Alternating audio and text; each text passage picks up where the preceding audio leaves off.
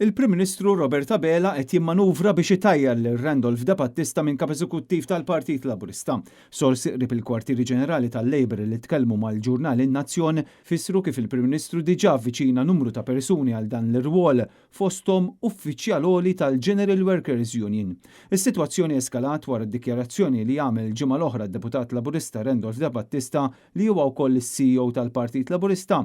Fil-fatt wara l-pubblikazzjoni tar-rapport tal-inkjesta pubblika dwar it-traġedja ta' Jean Paul Sofija, id-Deputat Laburista Randolph De Battista kien ħareġ jgħid illi jħossu jistħi fil-konfront tal-ġenituri ta' dan iż-żagħżugħ. Dan għaliex bħal sħabu kien ivvota kontra l-mozzjoni li ressaq il-Partit Nazzjonalista għall-inkjesta pubblika. De Battista qal li l-politiċi jridu jkunu aktar ġenwini u jaħdmu b'emozzjoni dwar dak li qed iħossu.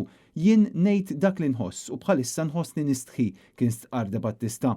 Jidher li din id-dikjarazzjoni xejn ma niżlet tajjeb la ma' Kastilja u anqas ma' Robert Abela li immedjatament ħaffef il-pass biex iwettaq il-pjan tiegħu sabiex itajjar lill-istess Randolph De Battista mill-irwol ta' CEO tal-Labor.